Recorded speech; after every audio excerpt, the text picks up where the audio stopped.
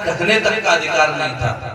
ये बहुत बड़ी बात आपको बता रहा हूं। स्थल ढकने तक का अधिकार नहीं था। उस समय पे ये नीतियां चलती थी। वो दौर था राम राज्य का कि राम राज्य ये अछूत ने ओम नमः शिवाय का जाता है, भूचाल आ सकता है, सूखा पड़ सकता है। जब तक इस बच्चे को जीभ नहीं काटी जाएगी, जब तक ये गांव सुरक्षित नहीं रहेगा। ये अंधभक्ति पाखंडवाद से ये जो देश भरा पड़ा था ना, बाबा साहब ने अपने 4-4 बच्चों की परवाह ना करते हुए पानी पीने का अधिकार, हमारी महिलाओं को तन पे कपड़ा पहनने का अधिकार। अभी तो आपको एक बात नहीं पता होगी, हालांकि गांव देहातों में कहने में शर्म भी आती है और आप भी ये कहेंगी कि ये बेटा कैसी बातें कर रहा है।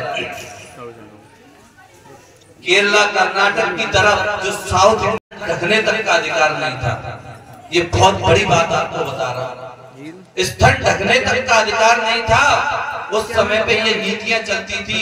वो दौर था राम राज्य का कि राम राज्य संचार किया जाता था, बधुआ मजदूरी कराई जाती थी। आपके पूरे दिन 12-12, 14-14, 18-18 घंटे काम कराने के बाद एक मुट्ठी चावल दिए जाते थे। उससे आप चाहे से खा लो या फेंक दो या बच्चों को खिला लो। अगर आपने पैसे की मांग कर दी तो आपको हंटरों से पीटा जाता था।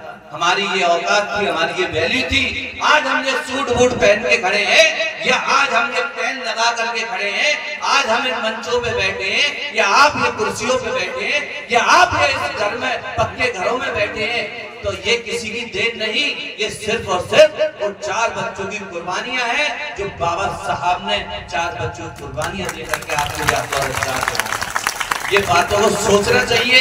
जब भी आप पानी पियो, पानी पीने के बाद शुक्रिया अदा करो बाबा साहब डॉक्टर भीमराव अम्बेडकर जी का, माता रमाबाई का, उन बच्चों का, कि उन बच्चों की वजह से आज हमको समानता मिली, अधिकार मिले, आज हम कहीं बैठ सकते हैं। नहीं तो एक दौर वो था कि कुछ गांव ऐसे थे, पहले के गांव ऐसे थे कि आप किसी ब्राह्मण या ठाकुर के गांव से निकल के जाते थे तो वो चप्पलों को पहन करके नहीं, उनको सर पे रख के जाना पड़ता था। उसके लिए आंदोलन बाबा साहब ने आपके लिए किया। 4-4 बच्चों की कुर्बानियां इसलिए नहीं दी कि आप अपने वोट को बेचने का काम करो, क्योंकि बाबा साहब ने संसद से निकल करके जब अपना संविधान लागू कराया था तो बाबा साहब ने बाहर आकर के बोला कि मैंने रानी के पेट की नसबंदी कर दी है, रानी के पेट से अब राजा पैदा नहीं होगा। अब रानी के पेट से राजा पैदा ना होकर के मत बेटी से राजा पैदा होगा। उस शोषित पीड़ित वंचित का अधिकार भी होगा। एक गरीब का बच्चा भी अधिकारी बनेगा, एक गरीब का बच्चा भी विधायक बनेगा, एक गरीब का बच्चा भी मुख्यमंत्री बनेगा, एक महिला भी सांसद बनेगी, एक महिला भी पीएम बनेगी। ये बाबा साहब डॉक्टर भीमराव अम्बेडकर जी ने इन महापुरुषों की विचारधारा लेकर के ये संघर्ष करके 4-4 बच्चों की कुर्बानियां दे करके आपके बीच में हक और अधिकार पैदा किए।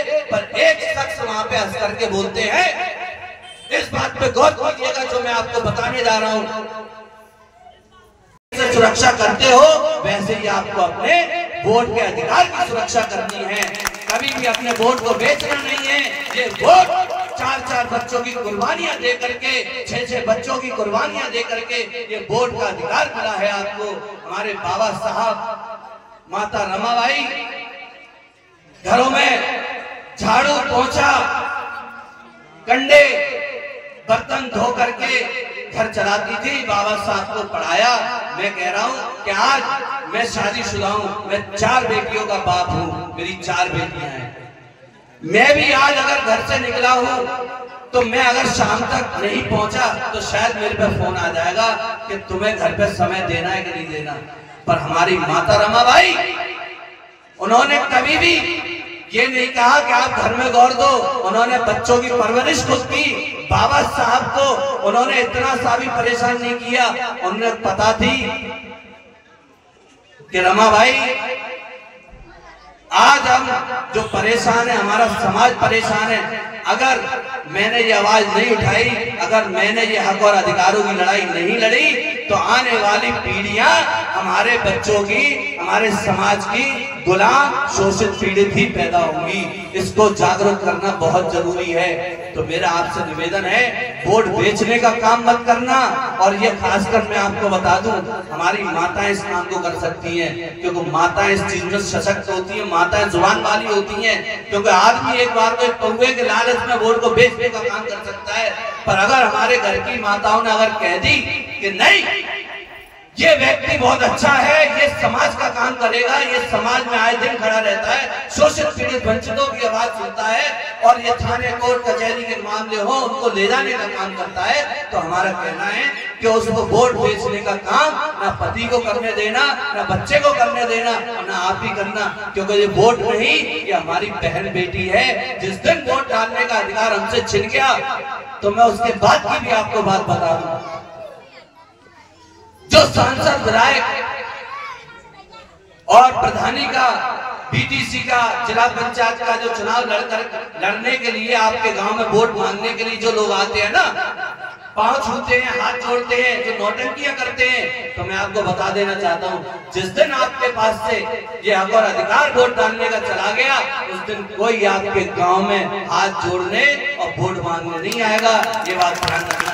जिस दिन वोट का अधिकार खत्म हुआ, उस दिन आपके सारे अधिकार धीरे धीरे खत्म हो जाएंगे। क्योंकि ये अधिकार ऐसे ही नहीं मिला है, 4 बच्चों की कुर्बानियां दे करके मिला है। जब भी आप इस साड़ी को पहनो तो शुक्रिया अदा करो बाबा साहब का, क्योंकि तन पे इस साड़ी पहनने का अधिकार, पानी पीने का अधिकार, खाना खाने का अधिकार, अच्छे से स्कूलों में हमारे बच्चों को पढ़ने का अधिकार, समानता का अधिकार। आज देखो, एक टाइम था कि बाबा साहब डॉक्टर भीमराव अंबेडकर जी जब पढ़ने में इतने होशियार थे, जब वो पढ़ना चाहते थे तो उनको कहाँ पढ़ाया गया? क्लास से बाहर, जहाँ चप्पलें उतारते हैं, दरवाजे पे जहाँ चप्पलें उतारते हैं, वहां बैठा करके पढ़ाया गया उन्हें। और उन्हीं बाबा साहब डॉक्टर भीमराव अंबेडकर जी ने इस भारत का संविधान लिख दिया। ये सबसे बड़ी बात है कि जो व्यक्ति चप्पलों के पास पढ़ाया गया, उस व्यक्ति ने इस देश की दिशा और दशा बदलने का काम किया, भारत का संविधान दिया। हमारे जितने भी हक और अधिकार हैं, वो किसी देवी देवताओं के पास नहीं है। मैं आपको बता देना चाहता हूँ, सबसे ज्यादा भ्रमित हमारे गांव की महिलाएं रहती हैं। वो देवी देवताओं में जितना विश्वास करती हैं, जब हमारे बहन बेटियों के साथ में अत्याचार होता है, कहीं बलात्कार हो जाता है, आए दिन हम तो इन मामलों को देखते हैं, कहीं घटना हो जाती है, कहीं मर्डर हो जाते हैं, जब भगवान वहां जाता है। 8-8 साल की बच्चियों का बलात्कार मंदिरों में हो रहा है, भगवान की तस्वीरों के आगे, जब वो भगवान कहां जाते हैं? क्या उन भगवानों को दिखाई नहीं देता? 8 साल की बच्ची तो एक माता का रूप बताते हैं आप कि देवी का रूप है, जब वो देवी कहां चली जाती है? जब वो आंखें बंद करके चली जाती है, क्या वो कहने देती है, मौका देती है कि नहीं तुम करो, मैं तुम्हारे साथ हूं? तो मेरा भी आपसे ये कहना है कि किसी भी पाखंडवाद में ना बने, अपने हक और अधिकारों की लड़ाई लड़ें, जागरूक बने, पढ़ाई करें, पढ़ाएंगे तो जागरूक बनेंगे। बाबा साहब ने एक नारा दिया था, शिक्षा वो शेरनी का दूध है, जो पिएगा वो दहाड़ेगा। शिक्षा वो शेरनी का दूध है कि जो पिएगा वो दहाड़ेगा, जो नहीं पिएगा उसको पता ही नहीं। आज हम इतनी बात कर रहे हैं तो कुछ हमने पढ़ा है, कुछ समझा है, लोगों के बीच में बैठते, इसलिए समाज में उठना बैठना सीखो। जब तक समाज में उठोगे बैठोगे नहीं, सामाजिक बातें नहीं आएंगी, सामाजिक परिवर्तन नहीं आएगा, गांव की दिशा और दशा नहीं बदल पाओगे। अगर आप अपने आप में ही रहोगे तो सिर्फ अपने घर का परिवर्तन तो आप कर लोगे, पर आपकी पहचान आपके घर से नहीं, आपके गांव से होती है, आपके शहर से होती है, आपके प्रदेश से होती है। तो आप अपने गांव को बदलो, आपका गांव बदलेगा, आपका शहर बदलेगा, आपका शहर बदलेगा तो आपका प्रदेश बदलेगा। और ये बदलने के लिए आपको सही जगह ये उंगली का इस्तेमाल करना है। जब तक ये उंगली का इस्तेमाल सही जगह नहीं होगा, जब तक आप कोई बदलाव नहीं कर पाएंगे।